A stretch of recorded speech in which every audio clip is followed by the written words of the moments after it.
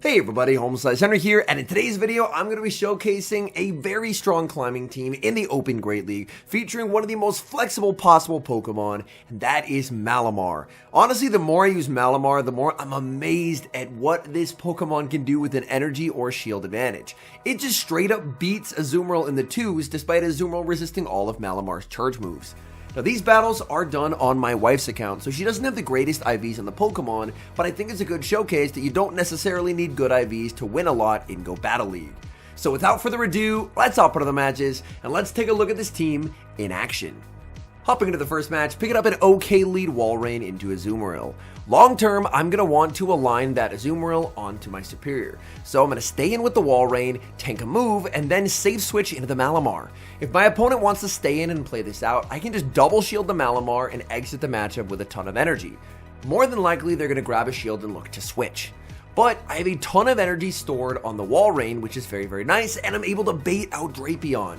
And now, even though I did give up an early shield advantage, guess who gets it right back? Because Malamar's energy is so flexible. Superpower back-to-back is able to grab a shield. My switch clock is almost up, so I decide, you know what? I think Malamar could honestly still have more use in this game. So I'm going to go for the superpower. If my opponent shields, I'm just going to combo with the Icicle Spear on the Walrein. They realize this, so they know they have to let it go. In the back, the Pokemon is Drifblim. I can only make a triple resistant superpower, but this game is over. Malamar, due to its immense neutral play, was able to win switch in the mid game, and now I have back-to-back Icicle Spears loaded. All that energy I stored on Walrein from earlier, we're about to see why I stored all that energy. Now I have an Icicle Spear banked. Once they bring in Azumarill, I can send in Superior, and I'm in a pretty winning position. Now I can just look to farm up with the Superior and fire off the Frenzy Plant before they're able to make Ice Beam number 2. Now this could get a little tricky if the Drifblim is able to farm me down, and that's why I'm actually going to go for Aerial Aces here. Ideally, Frenzy Plant is going to do more, but if I can get to 2 Aerial Aces will of course do more than a Frenzy Plant. So I'm going to make it to the back-to-back Aerial Aces, and here my opponent waits to see if I'll snipe with the Powder Snow, but I can just go for the safe play, which is farming them down. We move to the next match, Walrein against Low Kicks, and considering what I have in the back, I'm very happy to catch Low Kicks on the lead. The most common Low Kicks team is going to be Low Kicks with Diggersby and Toxapex in the back. And Walrein's ability to win the twos versus Low Kicks is going to be very valuable here, because if I'm able to control switch advantage, I can put Malamar on the Toxapex, and Diggersby is going to get absolutely shredded by Superior. So I'm going to fire off Icicle Spear after Icicle Spear. Opponent is going to commit 2 shields. There I was expecting a catch, so I did actually end up over farming. They're going to go for another Trailblaze. They don't get the catch, so I just get to win switch, which is absolutely amazing. So they're going to get KO'd. They're going to bring in Toxapex, and it is the team that I'm expecting. So now I can send in Malamar. Now this is not the greatest IV Malamar ever. It's very attack weighted, so it's not going to be bulky whatsoever. But that does mean against certain Toxapexes, I do get 1 extra damage per Psy-Wave. Sludge Wave is going to land. That's some pretty significant damage. I can't get a farm down, but I'm just going to pick up a knockout with a foul play, expecting it's going to be Diggersby in the back, and it is, and this game is over. Maybe next season after the Fire Punch buff, maybe Diggersby can win the zeros, but currently, Diggersby is never going to win the zeros against Superior. The quick attacks plus the Fire Punches, they just don't do enough damage. The first Fire Punch, I'm not even below half HP, so this is a very comfortable win from here. My opponent goes for Fire Punch number 2, Superior absolutely unfazed, and we get to make it to our second Frenzy Plant. So Frenzy Plant is going to KO the Diggersby, and we're able to take that win. We move to the next match, Walrein versus Shadow Alolan Sandslash. This season, most Sandslash are on Powder Snow, which means Walrein does pretty well. Here, my opponent lags at the start. I get 3 fast moves that I shouldn't have, so I wait for them to get 3 fast moves, and now that we're evened up, we can let the battle begin. They're going to connect with a Drill Run. I'm going to farm up with the Walrein quite a bit, and I'm going to go for a bait. Now, Alolan Sandslash would be very difficult for this team if it did have Shadow Claw. I did eventually face a Shadow Claw Alolan Sandslash. It was actually run by Dune, and that game went very poorly for me. Here I'm going to overfarm, and they get the prediction right. I should have waited the turn. Them catching, that's entirely my fault. If I wait the turn, they're never going to be able to catch. So I'm just going to rebank a ton of energy and now just go into Superior. I have overwhelming energy advantage on the Wall Rain, and my Superior is going to find value in a matchup that isn't the Sandslash. I also do have access to the Malamar, although Malamar, I don't have any energy on it currently. So I'm able to knock out the Sandslash. In the back is going to be Drifblim. Drifblim here, I was hoping that I could potentially make double Aerial Ace. That's why I do go for the Aerial Ace here, but unfortunately, I do fall short. Now, they do have a lot of energy stored on that Drifblim. I'm going to send in the Malamar. They're firing off energy, but one move from Sandslash doesn't KO Malamar. So I can tank a Drill Run. That's very okay. And now I can look to fire off a Superpower. Superpower is going to be shielded, and this game is going to come down to a mind game. My opponent has a move loaded on their Drifblim. If I try and snipe with the Wall Rain, they have to predict my switch in and click it instantly. I'm going to choose to stay. They throw the move expecting the attempted snipe, and I get the mind game right. The Shadow Ball lands onto the Mon that it did not need to land on, and I can just cleanly pick up the KO with the Icicle Spear. In that instance, the way that I can guarantee a win is by doing one Psywave, and if I see the Astonish, then going for that snipe. But they just predicted that I'd switch instantly, so my play covers whether they decide to end up staying or whether they throw instantly. We move to the next match, Wall Rain versus Wall Rain. Again, I'm just going to bank energy and bring in the Malamar. I find that Wall Rain energy, if you're facing a water type on the lead, is probably going to be better in back because a lot of water types are going to have Drapion in the back. Here, my opponent makes a very big mistake. Aqua Tail doesn't KO here. You really don't want to throw a move that doesn't KO. They would have been much better off committing to a Crunch, because a Crunch could have actually threatened the Malamar, whereas Aqua Tail, I'm not forced to shield. So I'm just going to get to land two Superpowers. I switch into the Wall Rain and snipe them down so they don't get their energy. They're going to bring back in their own Wall Rain. I'm going to be firing off Earthquake. Earthquake is going to connect. Now this is close. I don't know if this is Icicle Spear range, and in hindsight, it definitely was. I should have Icicle Speared here. This is a massive misplay on my part. In the back is Drifblim, and oh my goodness, I am gonna lose the most winnable game ever because I went for the Earthquake when it was Icicle Spear range. And I have Superior versus Drifblim. The good news is it's a regular Drifblim. Regular Drifblim does not nearly have the same damage output, but my goodness, this is tough. I'm going to fire off the Aerial Ace, but Aerial Ace already doesn't do a lot of damage, and now I'm debuffed. I'm going to need a catch if I want to win this game. I'm farming up, and I get the catch onto the Malamar. Getting that prediction right is absolutely massive. And now, with Superior, I think I'm in an okay position. I fire off the Aerial Ace, that's going to connect, dealing some solid damage. I'm now going to be debuffed, and here, what I should do is just go for the Frenzy Plant, as it will do more. In the moment, I genuinely forgot that they didn't have a shield, so I thought I needed two Aerial Aces. So I go for the Aerial Ace, it doesn't KO, I get the farm down, but that game could have been a lot simpler if I just went for the Frenzy Plant. We have a good lead, Wall Rain versus Shadow Marowak. Opponent is going to stay in with the Marowak, which is absolutely wild. They're going to save switch into Toxapex, and I get to respond with the Malamar.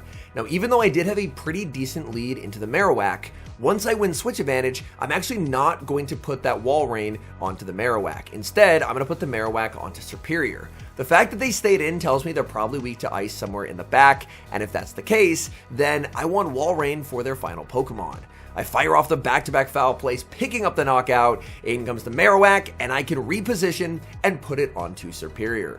So Superior enters the field of play. Opponent is going to bait with a Bone Club. They're farming up quite a bit of energy with the Marowak. In the back is Mandibuzz, and with that reposition, the prediction that if they were staying in, they have to be weak to ice, they're just going to resign the match as they are never getting through that Wall Rain. And I believe that is a full 5-0 set, which climbs us to the upper 3,000 ELO range. We move to the next match, and it's a good lead for Wall Rain leading into Diggersby. Diggersby staying in, so again, it's highly likely there's something in back that is weak. They're going to save switch into a Powder Snow Alolan Ninetales, and oh my goodness, do I wish I had a Toxapex in this moment. Unfortunately, I do not, but a Ninetales save switch is wild. Ninetales is going to be firing off the Dazzling Gleam, so much damage. I'm going to farm up with the Wall Rain and look to pick up the knockout with the Icicle Spear. Icicle Spear is going to KO. Down goes the Ninetales. Opponent will, of course, still have the Diggersby, but this entire team beats Diggersby. They're going to bring in the Diggersby, and I am very okay to let this go.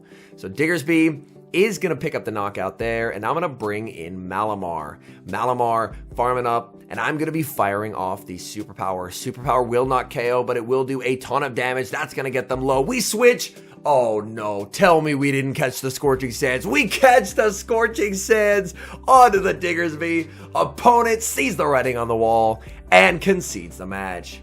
Walrein versus Shadow Drapion in the next match. This is where I want to see Drapion with this team. Honestly, even if I can't land an Earthquake, just getting some damage on it with an Icicle Spear is very valuable.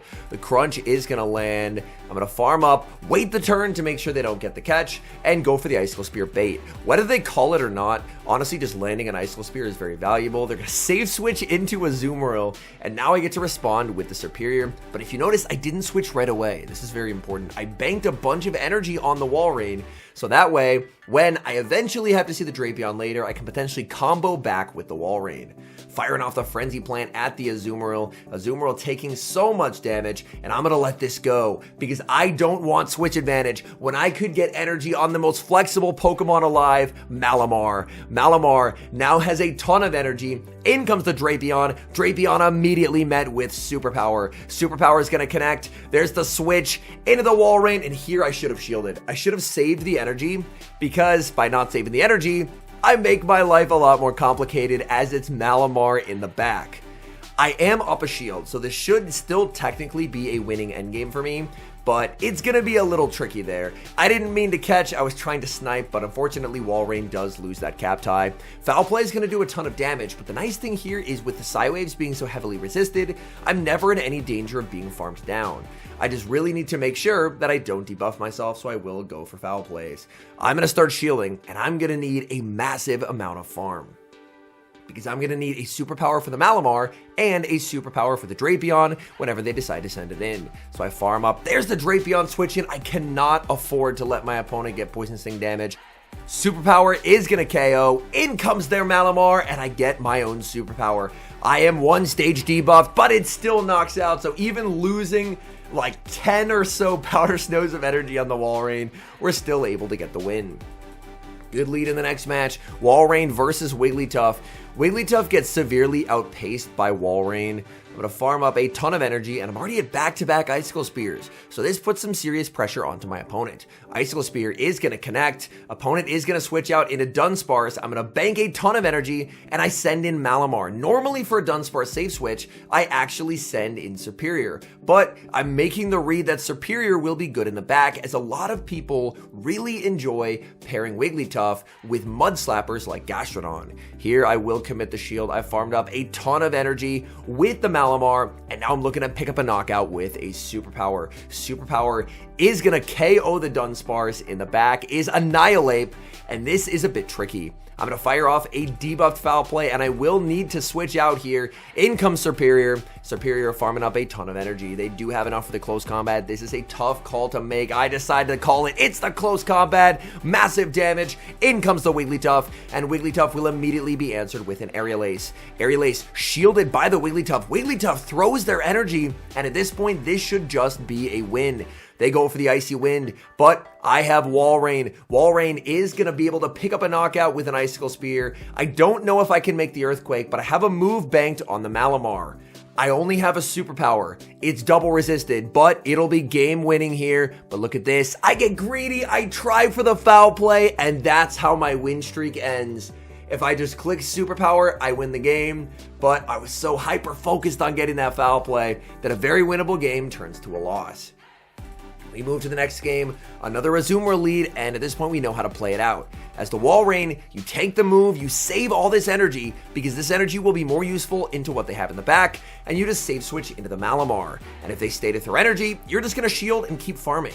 If they really want to stay and play it out, you can start throwing Foul Plays. A lot of Azumarills will switch out, but basically every Azumarill is going to have a Shadow Drapion in the back. They go for a Crunch, and a Crunch will not KO. So I can survive that, and now I can get my shield back or just remove Drapion from the field of play and reposition, so that way I'm going to have Superior on the Azumarill. My opponent ends up shielding the first, I'm going to be firing off superpower number 2, and now I can switch back into the Walrein. This energy way more valuable here. Icicle Spear into the Drapion, picks up the KO, back in comes the Azumarill, but I still have so much energy. This is where saving that Walrein energy is incredibly clutch. The flexibility of Malamar just sets up Walrein so well. They're firing off a move, and I'm shielding. I am smelling blood in the water here. I'm expecting them to be weak to Walrein in the back. I'm farming up as much as I possibly can, and I'm going for the Icicle Spear. This is resisted. Azumarill barely hanging on. In the back is Sandslash. Oh boy, this is not looking good. I'm going to go for a bait here. The bait is successful. They're going to have to throw when I get there. They don't throw. They get the farm down, and now I have one hope. Winning cap, but Walrein doesn't win cap over Alolan Sandslash, except, do you remember when I mentioned that she has really bad PvP IVs?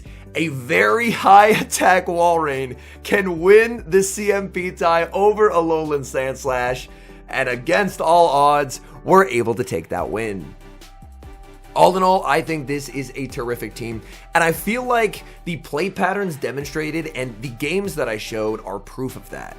We didn't necessarily have great leads. I don't feel like Walrein was demolishing leads by any means. We had a lot of leads into Pokemon like Azumarill, but the team is still able to fight back by just taking advantage of the fact that Malamar is insanely flexible on the safe switch, and if there's a Drapion back there, it's so good at luring it out and forcing a shield advantage. And with that shield advantage, or even just getting a shield back, Superior is so deadly in the endgame. I've now tried this team for a couple days, and I've had very positive results with it, and I'm honestly just going to keep playing it for the last few days of the season, because this team has been insanely fun to run, and my goodness, Malamar, I really hope Malamar never gets nerfed, because this thing is unbelievably flexible and offers you just an unreal amount of neutral play. Anyways, thank you guys so much for watching. If you're enjoying the content, make sure to leave a like and subscribe to the channel if you haven't. And a special thank you as always to our members here on YouTube. The support guys provided is sincerely appreciated. So thank you guys oh so very much. And until next time, I've been HomeSliceHenry.